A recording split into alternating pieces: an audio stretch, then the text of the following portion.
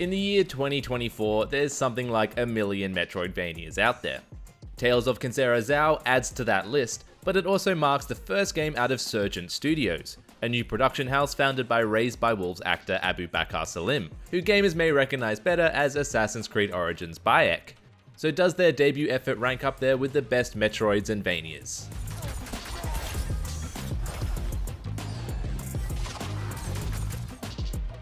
Tales of Kenzera ZAU starts off in the futuristic African city of Kenzera, where we meet Zuberi, who's struggling with grief after the loss of his dad, aka his Baba.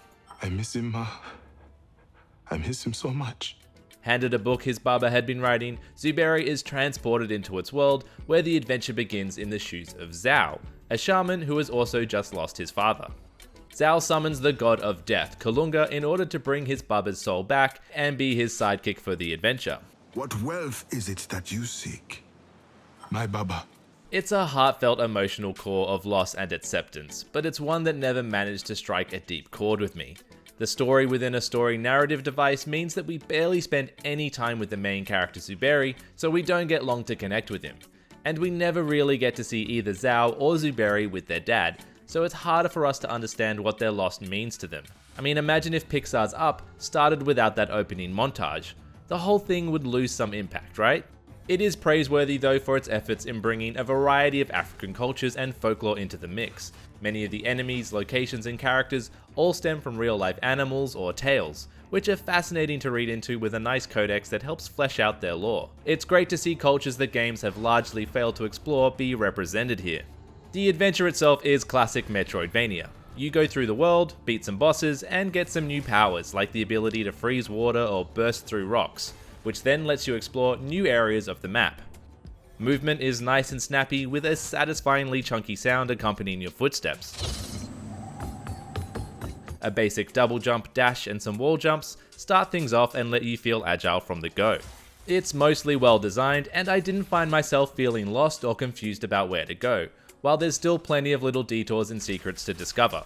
It's a bright and colourful world, but thinking back on the adventure, few of the areas stick out in my mind beyond being just another lava or grass area, with most areas feeling just a little generic. Most of the rewards you get for exploring felt a little underwhelming too, usually just giving you a little bit of XP, sometimes along with a small quote. All three walked as one on the long and winding path of the shaman. However, I did mostly enjoy the various challenge areas, which offer either a tricky traversal challenge or a series of combat challenges. These had some more exciting rewards attached, like trinkets which can give you various perks, or you can unlock extra trinket slots to use, which were welcome and desirable upgrades. Although honestly, a couple of those traversal challenges can off. The margin for error on those spike walls, combined with the little delay there is on deploying your float move, yeah, nah. There's also a few story moments where there are similar long escape sequences where one wrong move sends you right back to the start. I mean, I love a bit of a high stakes, high challenge moment, but these just felt a bit cruel in some of their design, often throwing insta-kill obstacles at you before you could possibly react. The only way to get through them is with a few rounds of trial and error, which kinda stops the adventure in its tracks. Combat is punchy and surprisingly challenging, revolving around two masks that you can instantly swap between.